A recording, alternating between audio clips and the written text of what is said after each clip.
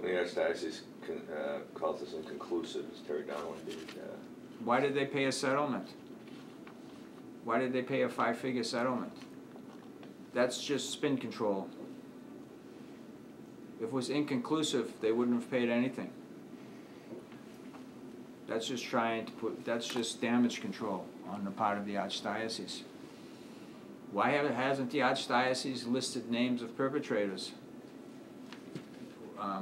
up until recently, and why hasn't that list been all-inclusive? You're dealing with an entity that got caught allowing children to be sexually molested for decades. How can you have purportedly the most moral institution in the world acting the most immorally? We're not dealing with an entity that showed up one day and said, we have a problem within our ranks. I've been litigating for over 15 years with the Archdiocese of Boston, proven time and time and time again that they have priests that are sexual predators and that they have priests who enable sexual predators. How can you trust what they say?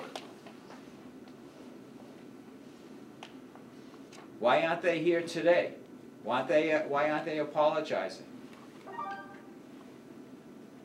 Why aren't they holding more healing masses? Why aren't they helping victims by having victims meet with them to discuss how to prevent pedophilia in the future? There is no end in sight to this pedophilia problem in the Archdiocese of Boston. People are pouring into my office. Before I came here this morning, unrelated to this article, a gentleman called me in tears. He'd been sexually molested by Father Talbot, and he wanted to meet with me today. Unrelated to the article, he hadn't heard anything on the news. I've discussed 12 priests. I've settled dozens upon dozens of cases with the Archdiocese and other dioceses in the past year that don't involve these 12 priests, but involve numerous other pedophile priests or religious brothers. That's the broad picture. People just keep coming forward. A man 87 years old came to my office. He wanted to report being sexually molested by a priest when he was 6. He had been carrying it around for 81 years. We don't hear of older cases because the people have passed away. The victims have passed away. There's no end to this. It's just beginning. It's reared its ugly head, and it's just beginning. Where is the Archdiocese today? They should be here. They should be addressing these questions. We're doing their work for them by exposing these priests so children can be made safer and victims can heal.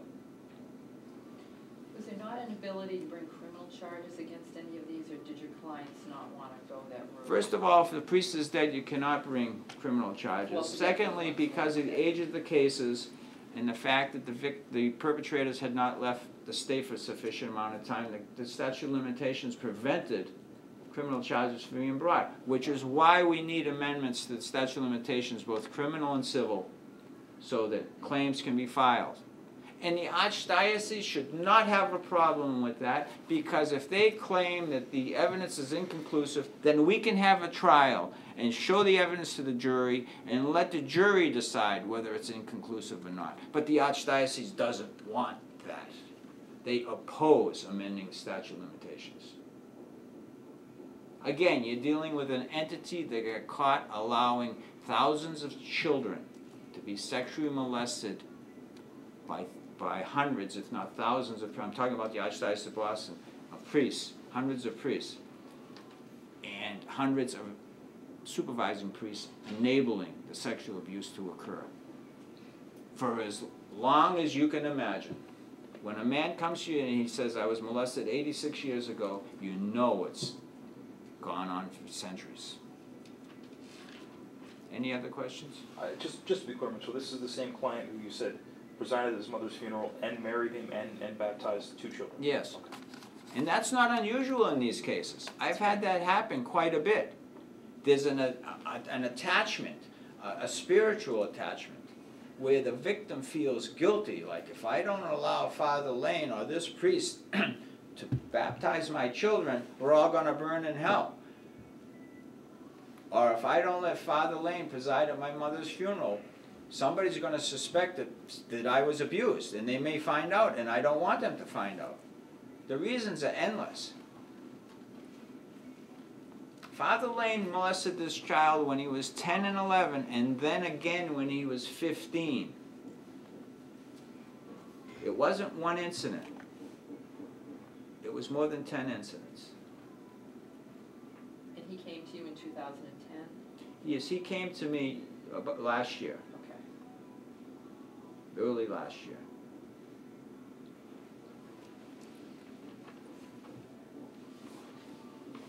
Anything else?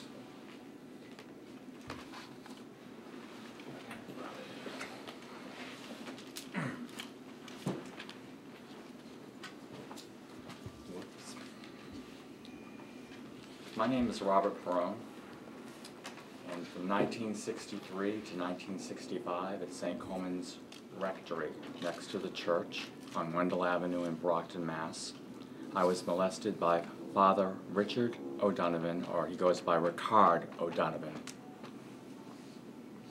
Okay. He came into my mother's store, which was the Brockton Public Market. I would go there after school. My mother worked till 5 o'clock. I would bundle groceries for her. The laws were very lax back then. And I would get change to bring the bundles out to the cars. He would come through my mother's register. My mother had just remarried when I was 9 years old to a man who was Catholic, and his mother was French Canadian Catholic, and very religious. Father Ricard O'Donovan knew this. He went to my mother and said, "Your son has not had his confirmation yet.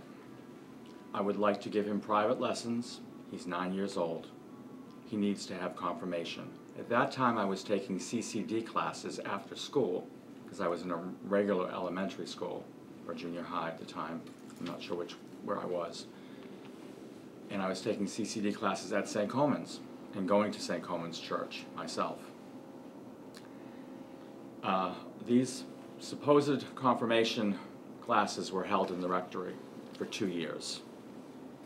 I never received anything about confirmation. What I did receive was sexual abuse, and I was molested over 20 times by Father Ricard O'Donovan from 1963 to 1965. They moved him in 1965. They must have found out what was going on. He was moved to 1966 to 1974 at the Most Precious Blood in Hyde Park.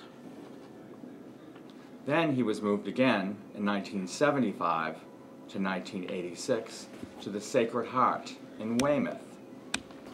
And then he was moved again in 1987 to 2000 in St. Doherty's in Wilmington, Mass. He died in 2002. The reason I'm here today is because I want to make sure that you have put this in print, exactly what I just told you. Not that his name is out there now, but this is in print. I want people to come forward that were molested. I want them to heal. I want them to get what I got out of this. I got closure. I was able to heal. I was able to deal with it after all these years of 48 years of torment and sexual abuse that I had 48 years ago, that tormented me all my life and changed my life completely. I was able to heal. If you were molested by this priest in any of these parishes that I have stated, please come forward. Get closure and be healed. Call Mitchell Garabedian and get closure. And if you need to talk to me, I will be available also to speak to you. Thank you very much.